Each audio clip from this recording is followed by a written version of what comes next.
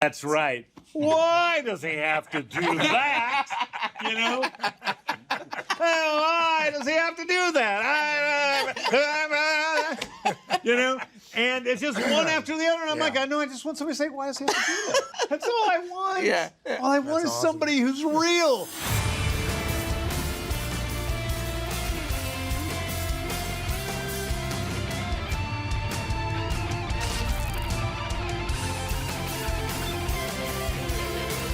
Welcome to Peacemaker, the official podcast with James Gunn. James Gunn is me. I am here, as I am every episode, with my co-hosts, the dashing Steve Agee and the wonderful Jennifer Holland. That's me, Steve. Play John Economist.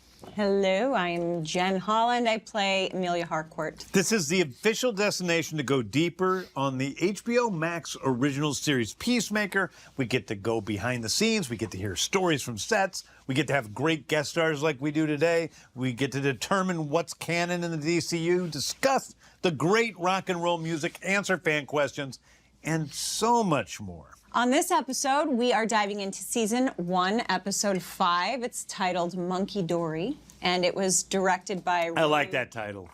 Yeah, good title. Yeah. You have a lot of good titles. We haven't talked a whole lot about the punny titles that we have. It's directed by Rosemary Rodriguez. A big, huge welcome to our great friend, Chuckwudi, who plays Clemson Mern. We're so lucky to have you. In addition, we have back with us today our very, very, very important first AD, Lars Winther. We had him on, what, episode? 3. That was my first, yeah. We're so happy to have you back. Yeah, glad to be back. I'm excited. For being here. Yeah. And we're talking spoilers once again, so if you have not watched this, go to HBO Max and do so. That's all you get to say? That's all I want to say. Oh. Welcome to the show, guys. Chuck. Yes. How did you come out being on the show? What was your path? I don't think there was actually a path, because it's not like I did this and met this person or had any association with first you were beyond watching your stuff. You were born. I was born. That was the path. I chose to be an actor. But COVID happened, Why did you right? do that to yourself? I don't know. Chuck, why did you become an actor? It was the first thing I ever did that genuinely, I was doing it because I actually enjoyed it as opposed to that I was able to do it. Does that make sense? Like sports, I was never really a lover of sports, but I could do it, so I did it. I came to the States to study economics because it was a good thing to study, and it got me into the school I wanted to get into, and it made sense. But acting was the first time I went, actually, I'm doing this, and I actually enjoy it. How old were you? Undergrad, so I was 18 when I came to the States. But I remember being a kid and just one day I'd wake up, I'd say I want to be an engineer. One day I wanted to be a wrestler. One day I wanted to be all sorts of, I remember being in school once and saying, I think I want to be a quantity surveyor. Do you know what that is? No. I don't. They're the guys you see on the street with those weird machines on tripods, and they're sort of measuring the landscape. Why? But I just surveyors. I know surveyors or whatever. That's Yeah. what I thought. But then acting was this sort of thing I was obsessed with as a kid, and a very big part of that was just watching movies. Just like my child play wasn't imaginary creatures and things like that. I was always reenacting as best I could scenes from movies and stuff. So it kind of made sense. But specifically to leading to working on Peacemaker, we were coming out of COVID, and it was one of the first auditions. It had been one of those weeks where a couple of things had come close and didn't happen, and then this turned up, and I remember thinking, yeah, like I'm gonna get this. I mean, they're gonna give it to X and Y. I can see the actor they're gonna give it to. It makes sense. The boss, the guy, Lance Reddick. You know, I was like, this is his role. But let me read it. And I read it, and I remember I was with my wife in our apartment, and we just burst out laughing. And I said, just out of principle, as an actor, as a performer, let me just see if I can have fun with this. And we did one take. That was the take you did. We set up the camera in the spare room, and you saw it. You could see the room behind me and stuff. And we did one take, and we just laughed at the end of it. I was like, okay, just send it. And then it was like a week or something later I got a call from agent saying, James loved it and stuff. I was like, great. They're going to send you another scene. I was like, shit. Because I hate callbacks. I find callbacks so kind of stressful because I mean, you can actually... when you're doing an original audition, you can just go do it and say whatever happens, and then callbacks. Oh, you might get it. Now there's pressure. Pressures on. Also, the worst one is when they ask you to do a callback sometimes with the same scene. And you're like, okay, well, I can't even pretend this is going to be original because if you want the same thing, I'm repeating now, not pretending it's spontaneous. Yeah, sometimes they ask you to do a callback with the same scene and they don't give you any context for why you're doing it again. Well, for me, when I call you back with the same scene, it's because I'm going to give you notes and I want to see how I work with you. Yeah. Yeah, but often they don't do that. So I was very grateful when the callback was a completely different scene because the first one was hilarious and stuff, and the second one was just, I was like, oh, you want me to rip out the layers of this guy in front of you, So I was like, oh, okay, that's what I do. Because now we know he's an alien. Yes, now we're talking with, what is it, Locke. Locke. Yeah. Locke. And I was just so moved by it. And again, it was a one-take wonder because I don't know, it's always a testimony to the writing when you go, I've read this, I don't know what he's seeing, but you get a very strong sense of what you're seeing. And it's in the right. So I knew exactly how I wanted to do that, and that's how it happened. The first time I actually met you was after I got the job, and you mistakenly butt dialed me on Christmas. Oh my God, I forgot about that. That's so Remember funny. that? Yeah. And yes, that's right, because we hadn't met, so we didn't do a callback in person. No, I just sent another tape. We just did a callback and sent you the other tape, and I was like, this guy's got to be the guy. You were like that too, right? We were like, who is this? This is best incredible. auditions I've ever seen in my life. They're like, he's a very well-respected theater actor, and I'm like, I was like, whoa. how have I never seen this person act on something before? I'm like, he's just obviously wildly underutilized. This is an incredible actor. I just couldn't believe it. You were so good that I kind of did. You seemed like a dick. Like, I really never in a million years thought you were going to be such a nice guy. Like, you really seemed like an asshole. And I'm like, I'm going to hire this weird, freaky guy that's obviously very mean because he's so good. But I'm certainly not going to like him. And it's going to be difficult. He's going to be very difficult. And then you just ended up being the greatest guy. And then I accidentally butt dialed. And you were laughing your ass off. And I'm like, this is not who I thought this guy was. And it was like so friendly. And I'm like, oh. And as long as we're here talking about this, we should also talk that Chuck and my relationship went on after Peacemaker because we hired him as the main villain in Guardians of the Galaxy Volume 3. He played High Evolutionary. And honest to God, the High Evolutionary, to me, taught me about what a villain really could be. Wow. Because your performance is great, and he has such depth and purpose. But here's the thing. A lot of times people start to add such depth and purpose and meaning to their villains that you start to like them too much, and then the stakes don't become anything. But boy, do we fucking hate you. Like, oh my God, we hate you so much. Yeah. Understand? You kind of hate you totally, and it's so important. It's like, I think in other things I've tried to make the bad guys understandable at the expense of really revving up the audience to want you to die. Yeah. When you get beat up, it's very satisfying. Yeah. It is.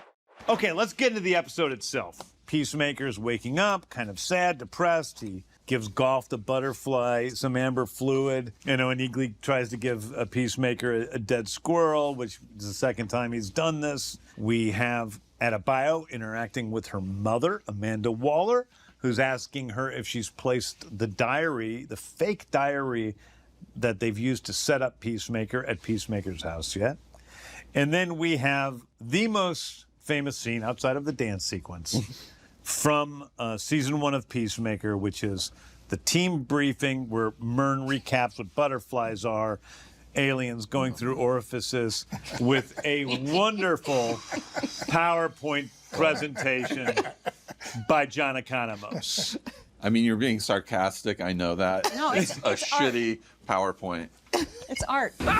You fucking suck at PowerPoint, Diebeard. Yeah, well, you can do it next time. Economos really did work hard on this PowerPoint presentation. Absolutely. And Peacemaker knows what Economist did to his dad by framing him and is so fucking furious. So mad at him for the that whole he is time. using this as the gateway to fucking twist a knife into my side. Brutally bully Economos. And we also learn that the butterflies enter through the mouth is what we learned, but for some reason Economos assumes it's also through the asshole. Also an orifice.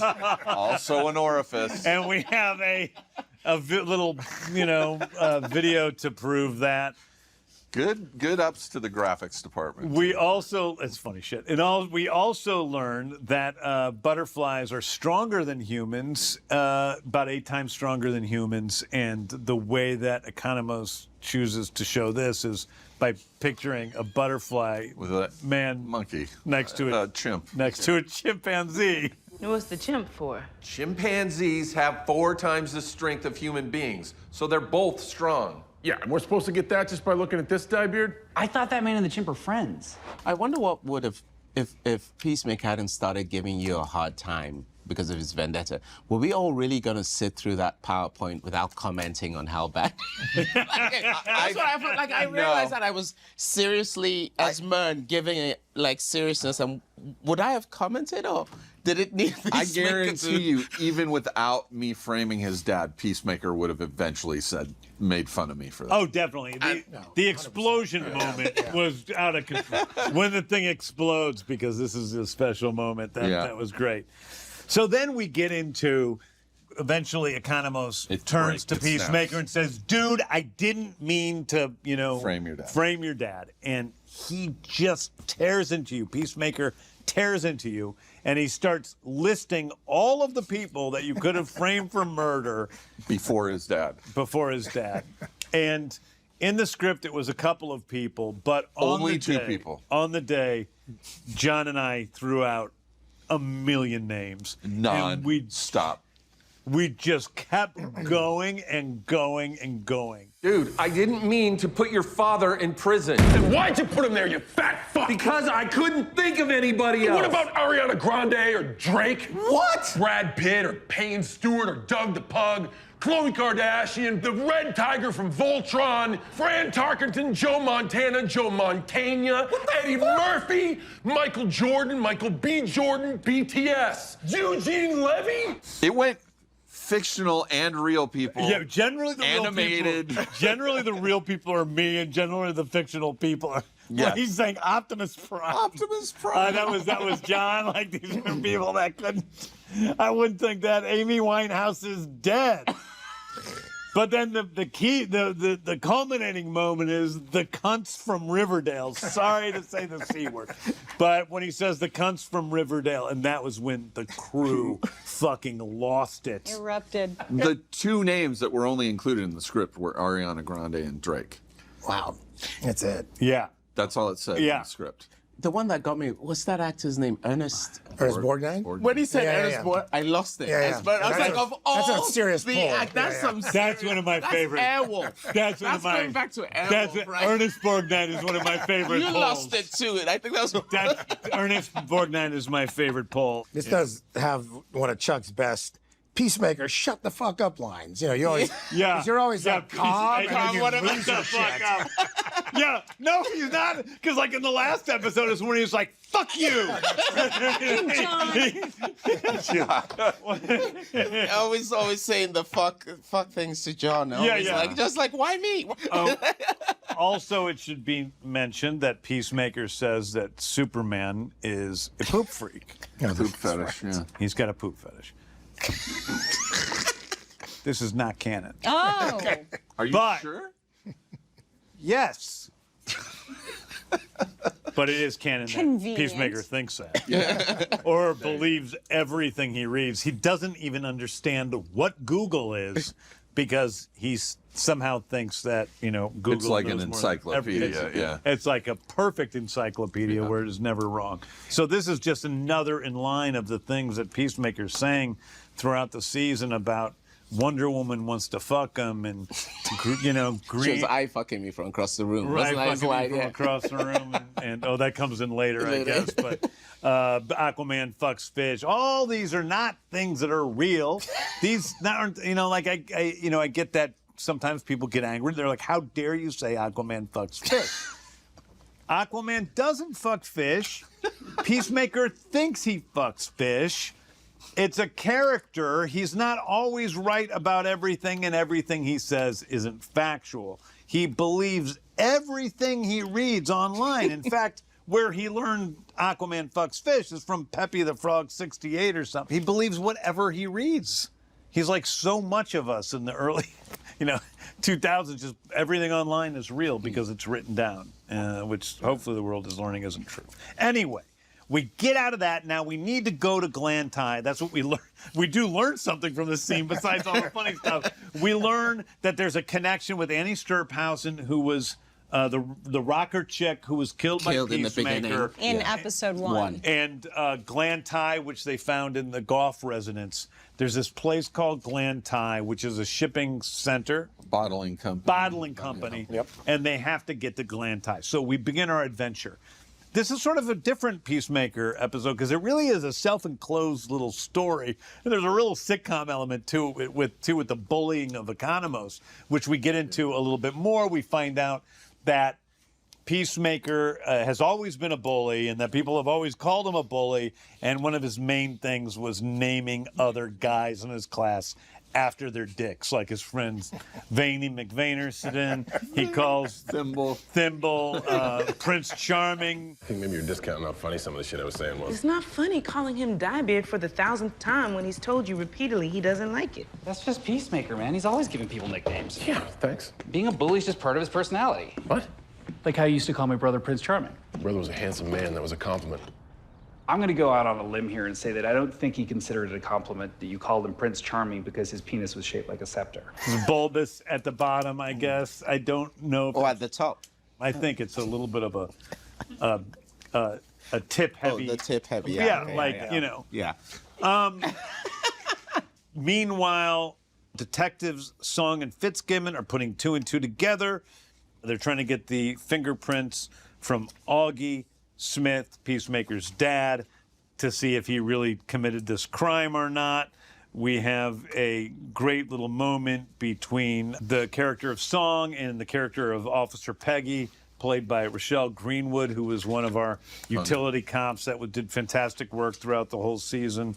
And they put it together and they realized that it is not, in fact, his prints. Meanwhile, we go into the mobile unit as the gang is headed to Glen, and we have an incredibly important sequence for me where we talk about Common Love of Hanoi Rocks, the band, by Economos and Peacemaker. And Hanoi Rocks is a really important band to me. I was a punk rock kid, and when I was about 17, Hanoi Rocks was released in America, their first U.S. release. I had read about it because Alice Cooper was championing it, and I liked his music, and I listened to it. And it was like a revelation for me. They were a combination of punk and rock, stuff I grew up with when I was younger, the stuff I loved in high school. Bands like The Jam and Clash, and I absolutely fell in love with their music. They became my favorite band in the world. They're still one of my favorite bands in the world. If people want to hear more Hanoi Rocks, they can go to my official Spotify and they can listen to my list of their favorite music. And they sort of created the look of glam metal. In fact, I went to see Guns N' Roses' The Troubadour when I was 17, 18, in 1986, maybe 1985. It was actually the show where they got their record deal. Yeah. And I went to see them because they were like Hanoi Rocks. So anyway, but we do have a message from Michael Monroe, and here we go. Hello, Michael Monroe here, and I want to say thank you, Peacemaker, for having that clip in there of Hanoi and promoting Hanoi Rocks as much as you do. God bless you, James Gunn. I love you. I love you all. And Hanoi Rocks was the kind of band that, we were an entity unto ourselves. And the record sales never really reflected our fame, but there ain't no cooler way to expand our fame around the world than being on the Peacemaker show. And that is incredible. It's so cool. You got that group, 11th Street kids out there. You know, that's a beautiful thing. And love you all. Oh my gosh. Yeah, I mean, a lot of people know of Hanoi Rocks from one tragic situation, which is their drummer, Razzle, was killed in a car accident with Vince Neil from Motley Crue. Oh, wow. And that is where their, reign sort of ended and was cut short very early, and I think stopped them from achieving the kind of worldwide fame they would have otherwise at that point.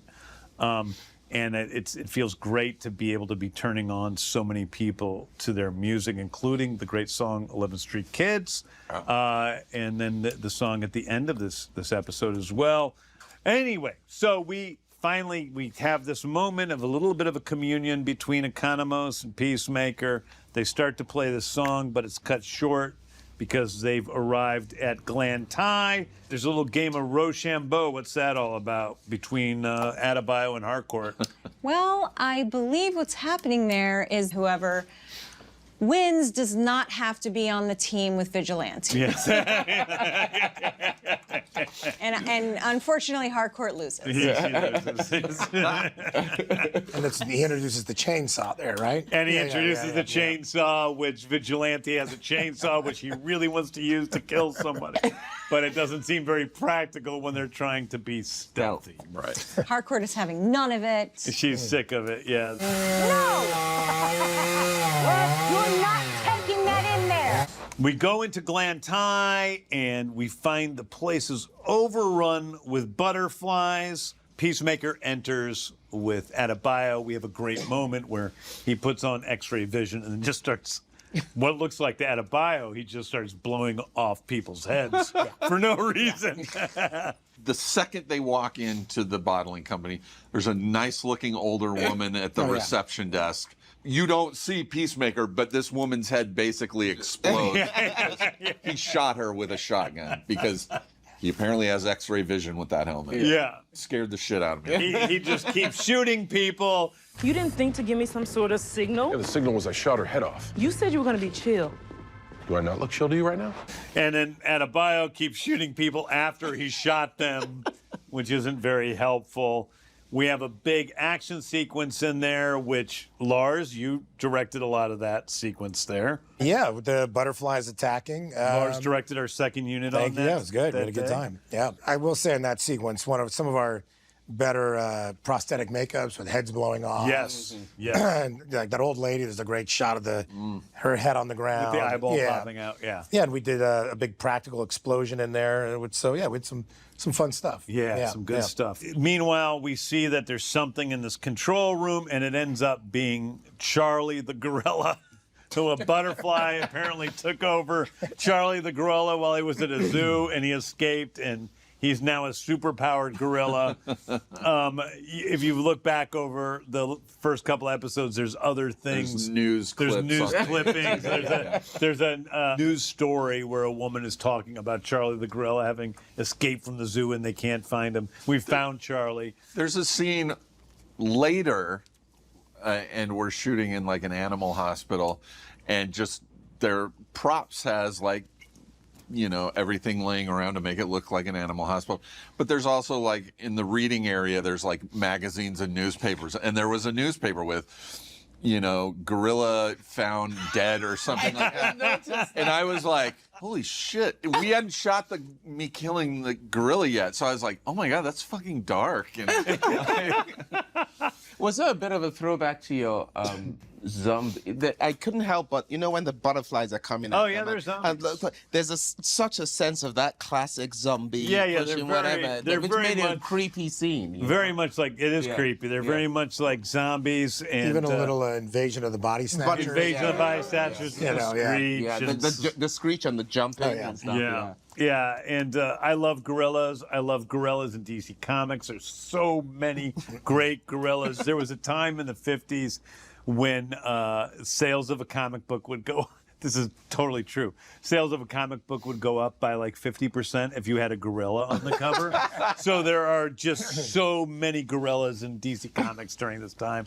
So it's great to have a gorilla that is horrifyingly killed by John Economos. With a chainsaw. With a chainsaw, and in Peacemaker, you know, kind of comes around to the Econo train. Saved his life. You did save his life. And you become the Econo goat at that point. A much better nickname. A much better nickname Much than better. Beard. They drive home and they're listening to the 11th Street Kids. This is kind of an important scene because I think, you know, it's about the 11th Street Kids, as we call this group today, being born.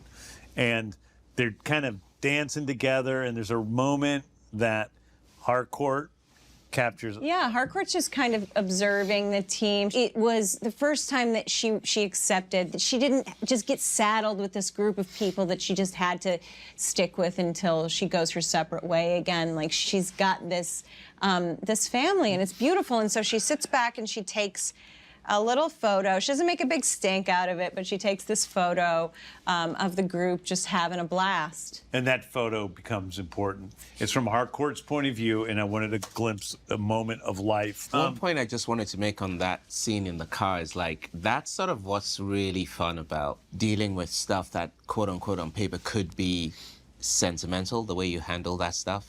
You don't let it become that, you know what I mean? You have the music playing, you have people splattered with blood. The message is coming through of we're a team, but there's this all this other stuff that keeps it anchored that you don't have to ever feel as an actor, okay, I'm playing the sentiment. Does that make sense? You're always playing something. Right. And it's up to the audience to decide its sentiment. You know what I mean? It's a very fine line, whatever. I guess that's I mean, because a lot of your stuff has such emotional core to it. Even the more ridiculous, the more emotional core often. It's like finding that balance, isn't it? You know? Yeah, and I think that's true. I think that's why one of the reasons why we reshot certain parts of it is because it was... I felt it was important. It was sort of like it was an important the crux moment. of some important moment. Yeah, it's kind of like a real thing to hitch the characters on. Okay, so after that sequence, well, we've already met Locke with you in an interesting little scene where he knocks on the window. We learn a little bit about you guys in the jungles of Nyan Sir, where obviously... God, I wanted to know more about that. You guys did some bad... I really wanted to know more about that. Yeah, me too. In my head, that's the spin-off. You guys did some bad shit. Yep. Locke says to you, you were no angel yourself, and you told him that you've changed since then, which means that you become a butterfly is what you meant, which he doesn't know. He's a regular just piece of shit guy, and he ends up being, wait till you see this guy next episode. He was bad. He's great. And then we have a scene where Song walks into the office of the captain. She thinks it's going to be Captain Mealy, but it ends up being Captain Locke. And Locke talks down to her and demeans her and is pretty damn creepy. Yeah. He's just the worst, most toxic dude. Where he backs her into the corner? Not looking at her. He just gaslights the shit. Oh, yes, he gaslights the shit out of her. Then we have the gang back with Myrn, and now you guys are all together, and they are stoked about killing a gorilla.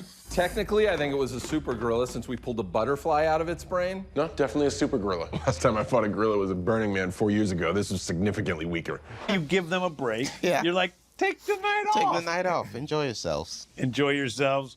But Harcourt looks at you, and you're like, is everything okay? Yep. She says, yeah, it's okay. She knows something's up. We don't quite know what she knows yet. That was a really cool setup that we didn't know what she knew. Yeah. Do you know what I mean? It was because of course I'm acting opposite you because whatever, but it's not till I watch it later I go, oh, you were actually saying I know you're a butterfly. You just look like you're like, what is your story? Do you know what I mean? It's so I love that. That's one of the cool things about, reveal that happens in film in a way that isn't in other sort of mediums. It's also a fun thing to do with directing and acting is you can do a lot with these little moments that it might say she gives them a look in the script, but like when you see between two actors, you know there's something more going on. Well, this is good work. We're going to need to sort through this and see what we can find.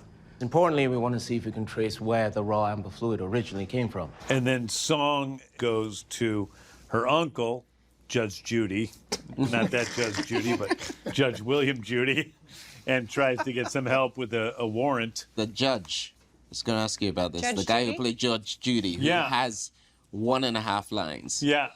But yet is just cast just right. That's what that person would look like. Yeah. And I was intrigued to ask you about, do you oversee the casting of every character that speaks? I look at casting tapes for every single character.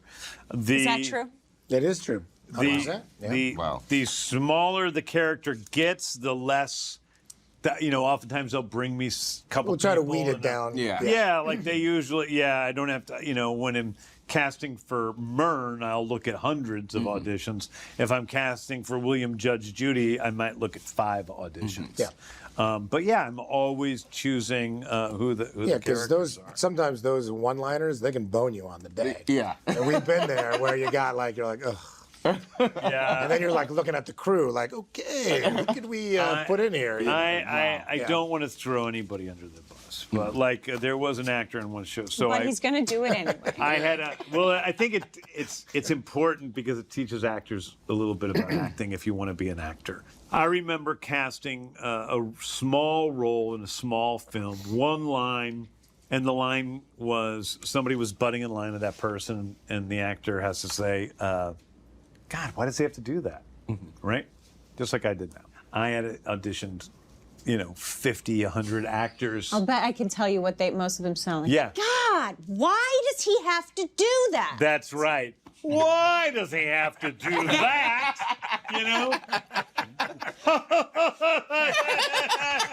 Why does he have to do that? And it's just one after the other. And I'm like, I just want somebody to say, why does he have to do that? Like, that's all I want. Yeah. All I want is somebody who's real. Finally, I find an actor. He comes on. He's a godsend. Guy butts in line, and the guy in his audition goes, God, why does he have to do that? I'll go, oh, this guy's good. You got it. I found fucking Laurence Olivier in Shreveport, Louisiana. I go to set. We start shooting the scene. He turns to the guy behind him and he goes, why does he have to do that? And I'm like, no, you saved it. You were probably like, why do you have to do that? Yeah. I was like, why does he have to do that? Yeah, that's right. I was probably bigger. It's like, no, the cameras turned on you when you became those other. We got it out of them. It was fine. I'm just saying, when you're auditioning for something, for me, what I'm looking for, frankly, is I want to feel like I'm just overhearing a conversation in an elevator. I want to hear the real thing. Hey, sweetie. Hey, Uncle Will. We need a search warrant. You ever heard of a guy named Peacemaker? Come on in. And then, really, Harcourt gives them the name, the 11th Street Kids, because she starts her chat group. And she sends out the photo to everyone. Everyone responds in a different and unique way. And Vigilante responds with the merman emoji, which is another thing that has lasted not only within us, because John Cena and I always text the merman emoji to each other at least once a week. There's a merman emoji in my text. I always text it when I post pictures of Peacemaker. On Instagram or whatever. 11th Street Kids fans are always posting merman emojis. Oh, man, it's so heartwarming. It's become a different... to me, it's become a different meaning because it's almost like... What was it, the original meaning of a merman? It's just a merman. That's it. He says... Someone wants to say... Well, he says... Vigilante. He loves that merman emoji. He says it means happy, sad, and everything in between. Well, doesn't that make for a useless emoji then? Yeah. But you mean originally? Originally, like the merman emoji, they just have it there in case you want to use it in a sentence. A merman. And you don't want to use all those letters. Yeah, they're not I all love women. That. Yeah, I know. It's almost evolved because I get it in this in the most heartwarming way from fans all the time, almost as to say like, we support you, or like We know. we're excited about the show, like, or whatever, you know. It's, I don't know, it's almost this like weird affirmation that you get from fans that's just so heartwarming. And it's a lot of times there's always somebody who's like not plugged into Peacemaker who's like, wait a second, why the merman emoji? Does this mean Aquaman's coming? And I'm like, no, nothing to do with Aquaman. In fact, it's anti-Aquaman because of Peacemaker. So, yeah, they become the 11th Street Kids. Peacemaker and Adebayo go back to his trailer. He invites her in for a drink. For a second, it seems like he's coming on to her, but he's not. They just want to hang out. He goes inside. He makes a peace train, which is the most disgusting beverage ever made. The most disgusting beverage ever made. Yak butter in there or something? Yak butter. I can't, peppercorn. And I've had Vinegar. Vermouth, Vinegar, I think. vermouth, gin, vinegar, vermouth. Yeah, there is Peppercorn. more than one person who has made peace trains. Some of these guys that make cocktails online have made peace trains, usually foregoing the yak butter for some other kind of butter. Although you can get yak butter, and I really think that you need yak butter to make it good. And supposedly it's not the best drink in the world. I'm not a drinker. I haven't drank since I was 19, so I'm not exactly knowledgeable on mixed drinks, so I just made up a mixed drink on the spot. We have this wonderful scene between Peacemaker and Adebayo where he admits that he has feelings for Harcourt, and she sort of comforts him and tells him that he's a good guy, and it's very touching, and he starts to get weepy because he feels a part of a group for the first time in his life, and he excuses himself to go to the bathroom, and at that precise moment is when, oh boy, Leota betrays him.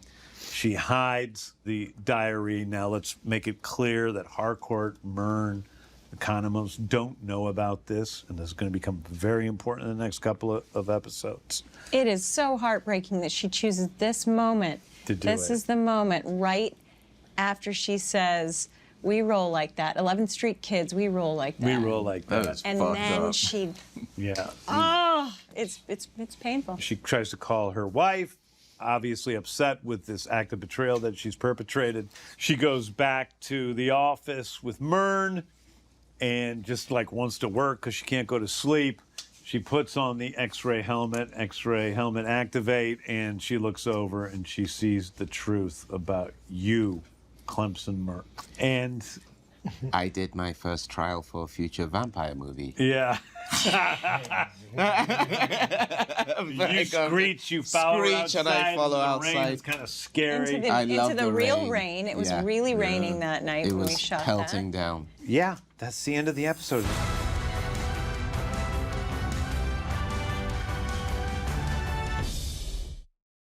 Let's talk about, what do you think the song Spotlight for this? What is the song Spotlight? We got so many good songs. 11th Street. It's got to be 11th Street Kids. I mean, It's got to be 11th Street Kids. It goes to Hanoi Rocks, and that is off of their 1981 album, Bangkok Shocks, Saigon Shakes, Hanoi Rocks. We have another song by Hanoi Rocks in there called Fallen Star, which is off their 1982 album, Oriental Beat.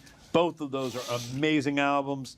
They're a Finnish rock band that was formed in 1979, believe it or not. They're closer to rock and roll and punk than they are to metal in many ways, but they did pave the way for Guns N' Roses and Poison and all of these bands. And they're still playing. Mike Monroe and Sammy Yaffa are still playing together after all these years. Awesome. wow. Canon? Should we do what's canon? I mean, Do we you've do already canon? Went through it. disproved the poop fetish. Yeah, it's not. Oh, is Clemson Myrn canon? I think Clemson Myrn is canon. You know, maybe his face might not be canon if we want to cast Chuck as something else in the DCU. But also Chuck could end up being some other character maybe that isn't so humanoid. That would be great. I love it. I'm very excited. So, Find out what this is. how about some Eagly airmail bag? Let's do Let's some do it. fan Okay, questions. what do we got? We have 2 voicemails. The first one is from Jordan via the DC Discord. Here we go. Hello, this is Jordan, and all these older comics, you saw those gorillas, people went bananas for them. They sold super well. Was that something that you had in the back of your mind, like that weird fascination people had with gorillas in DC when you made that butterfly gorilla? Well, the answer is, as I said earlier, absolutely. I also one of those people that loves gorillas in comics. But I will offer one other little bit, is that Stevie Blackheart, known as Stephen Blackheart by the audience, is the voice of Charlie the Gorilla, and he plays Sidney Happerson in Superman. Yeah. All right, so now we have Santiago, also from the DC Discord, audio message. Hi there, my name is Santiago. I'm a big fan of the show, big fan of DC Comics in general. This question is for James Gunn. In the first season, you give us that little tidbit of that newspaper clipping on Peacemaker's wall that says something along the lines of like, Kite Man finally taken down by Peacemaker. Right. Now, it doesn't imply that he's met his ultimate end there. Is there any chance we'll ever see Kite Man adapted into your new vision of the DC universe, whether that's animated or live action? Hopefully live action. Thank you for your time. Pressure's on. Canon. It may say Peacemaker has taken down Kite Man. I don't think that means permanently. I don't think it means he killed him, took him down. I think he just, got Clipped him. his wings. Yeah, got him, and he's in prison now. Yeah, so he's his fine. kite. So we could see Kite Man, sure. Okay, Mosan 1391599 Jesus wants to know, why are they 11th Street kids and not adults? I think you'd probably have to ask Michael Monroe that. Yeah. That is a good. That's a cool question. Because that's the name of the song. Not the 11th Street adults. Looks like this one's a two-parter from @Eric McClung. How does crafting lesser-known characters like Peacemaker and Vigilante compare to shaping icons like Superman and Lex? It's very different. It is actually very different because I feel pretty free with Peacemaker and Vigilante to kind of create characters that are somewhat different from versions of them we've seen in the comics so far. Yeah. Vigilante more than Peacemaker. But with Superman and Lex, characters that are so well known in the public imagination, I think you just have to take that into account as you're creating them. And also, the other difference is Vigilante is in how many dozens of comics since he was first created 43 years ago versus the thousands and thousands of comics that Superman and Lex Luthor have been in. So there's just so much more an idea of who those characters are. So it's harder. It's harder. Some more freedom in working with lesser-known characters. Yeah, but also less guardrails in a way that you have to kind of create them yourself. You have to create what are the parameters of these guys' personalities. The flip side of that is that having so much, thousands of comics and stuff, how often do you give yourself license to say, yeah, I have those thousands of comics, so why don't I create another 1,000 more by making my own choices about them? Do you know what I mean? Or Well, I mean, I think it's a little, I think you have to realize what is really core to the character and what is maybe not as core. And with a character like Superman, as people who've seen the movie, there are a couple of things that are outside the norm of what we think of as, the origin of Superman, one thing in particular. But most of it is pretty much who we imagine that character is. We're just kind of going deeper into who he is and what motivates him than maybe has been done normally in the past. All right, and the second half of this question, what creative challenges arise when balancing canon constraints with the story you want to tell? I can't think of a time where canon constraints have affected me negatively so much. Like I said, there are places where you take advantage of it by changing canon to splashy effect. The DC Comics canon is not the DCU canon. So we can do what we want with the characters. However, there are many things that I like and other people like from Superman, Batman, Wonder Woman, so forth, that we stay very consistent with the comics. But there's nothing, canon doesn't exist until it appears in the DCU. Yeah. As a person who truly does love DC characters, I'm usually a pretty good judge in terms of what's offensive and what's not, usually. You know, I mean, I'm a super Batman fan, and there are certain things that I would not change about Batman. There are certain things that I would change about Batman. Not because of what I think other people will react to it, but because I'm a Batman fan. So I understand what those things are. And I think that's just as true for Superman and Wonder Woman and Plastic Man and other characters that have, you know, a certain amount of history. That's it. Bye. I thank you to all of the listeners and viewers out there for joining us once again. We're so grateful that we were able to have Chuckwudi Agee again here with us, who plays Myrn, and then for us to have Lars Winther, our fearless first AD from the whole first season, here with us. Thank you guys again for joining us. Yeah. You can stream every episode of Peacemaker Season 1 on HBO Max and catch new episodes of this podcast Mondays and Thursdays. You can find us on HBO Max, the HBO Max YouTube channel, and wherever you get your podcasts. This has been a DC Studios Showcase presentation. Peace out, motherfucker. This was an OBB sound production for HBO Max and DC Studios, hosted by James Gunn, with co-hosts Jennifer Holland and me, Steve Agee. Executive producers for DC Studios are Phil Sopanides and Gary Barbosa. Executive producer for HBO Max is Becky Rowe. Executive producers for OBB are Michael D. Ratner, Scott Ratner, and Toby Lawless.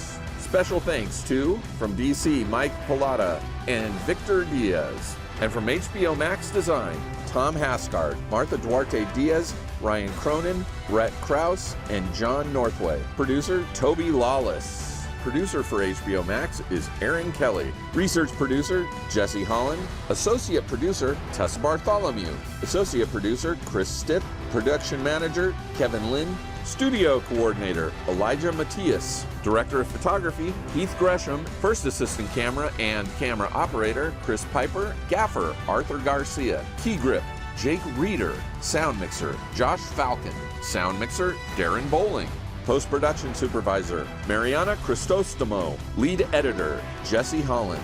Editor, Louis Sinibaldi. Assistant editor, Mark Alcacid.